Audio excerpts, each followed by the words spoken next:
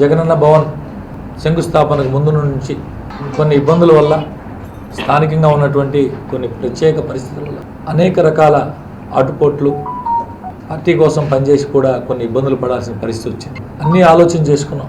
ఈ పార్టీ మాది, వైఎస్ఆర్ కాంగ్రెస్ పార్టీ మాది అని చెప్పి ప్రతిపక్ష పార్టీలతో ఇతర పార్టీలతో సమయం సందర్భం వచ్చినప్పుడు పోరాడి అనేక రకాలుగా అనేక దగ్గరలో సమస్యల మీద పోరాటం చేసి ప్రతిపక్షంలో ఉన్నప్పుడు కౌన్సిల్ సమావేశం జరిగితే ప్రతి కౌన్సిల్ సమావేశంలో పార్టీ కోసం ఏదో ఒక ఇబ్బంది పడే పరిస్థితి మా కార్పొరేటర్లు అవతల కార్పొరేటర్లతో గొడవలు, జన్మభూమి కమిటీ సమావేశంలో కూడా ఇట్లా అనేక ఇష్యూలు చేసుకొని అధికారం వచ్చిన తర్వాత కొంత రకరకాల కారణాలతో లాస్ట్ 1.5 సంవత్సరాల కాలం పాటు కొంత ఇబ్బందులకు గురైంది. ఉన్నటువంటి పరిస్థితుల దృష్ట్యా అన్ని రకాల ఆలోచన చేసుకొని ఇన్ని సంవత్సరాల కాలం పాటు మేము పనిచేసినటువంటి వైఎస్ఆర్ కాంగ్రెస్ పార్టీకి ఈరోజు మేమందరం రాజీనామా చేయాలని చెప్పి నిర్ణయం తీసుకోవడం జరిగింది. చాలామంది అనుకోవచ్చు, రకరకాలుగా అనుకోవచ్చు, ఎవడెవడి బాధ ఎవడెవడి ఇబ్బందులు వాళ్ళకే తెలుస్తాయి.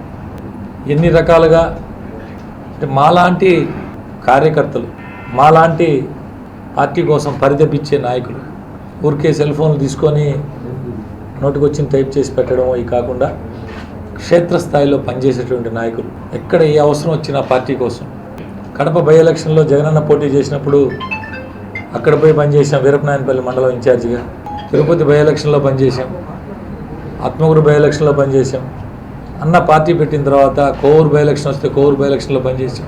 ఇక్కడ అక్కడ అని కాకుండా అన్న కోసం పార్టీ కోసం ఎన్ని సంవత్సరాలు పనిచేసాం. సంతోషంగా పనిచేసిన ఎప్పుడు కూడా ఏ రకమైనటువంటి ఒక మాది పార్టీ, మేము పనిచేయాలా, మన కోసం మనం పని చేసుకోవాలని పనిచేసాం.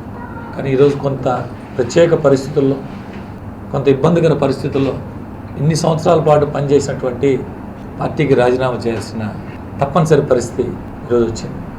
ఎప్పుడో చిన్నప్పుడు చదువుకున్నాం కార్ల్ మార్క్స్ సిద్ధాంతం, కమ్యూనిస్టు యోధుడు కార్ల్ మార్క్స్ సిద్ధాంతం అప్పుడప్పుడు గుర్తుకొస్తూ ఉంది. ఈ మధ్య మార్పు సహజం, మార్పు అవసరం, మార్పు అనివార్యం. మాకు ఇప్పుడు అనివార్యమైంది. అంతకు మించి మేము ఎక్కువ మాట్లాడలేని పరిస్థితి కూడా. చాలామంది రకరకాలుగా అనుకోవచ్చు, పార్టీ అంటే కన్నతల్లితో సమానం.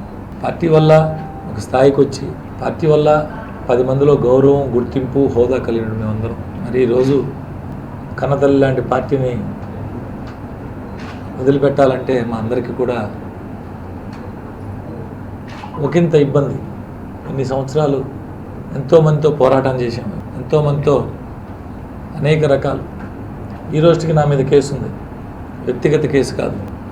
గత మున్సిపల్ ఎన్నికల్లో తెలుగుదేశం పార్టీ నాయకులు నా మీద పెట్టిన కేసు ఇప్పటికీ 5వ అదనపు సివిల్ జడ్జి కోర్టులో కేసు నడుస్తూ, గతంలో ఉన్న కేసులన్నీ కొట్టేశారు, ఇప్పుడు ఇంకొక కేసు నడుస్తూ.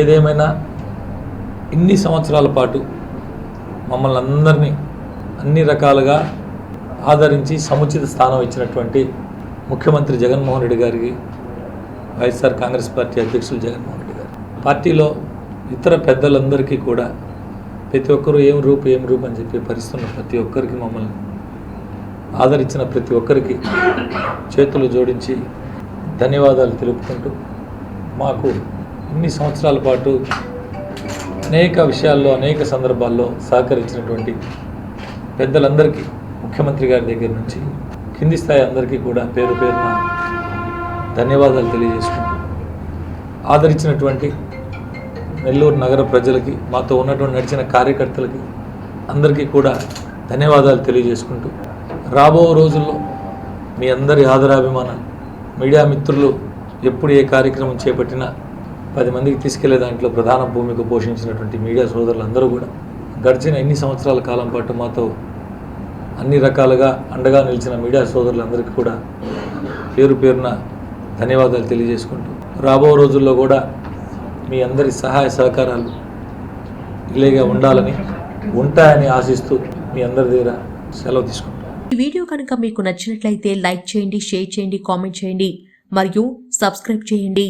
చూస్తూనే ఉండండి లిమ్రా టీవీ.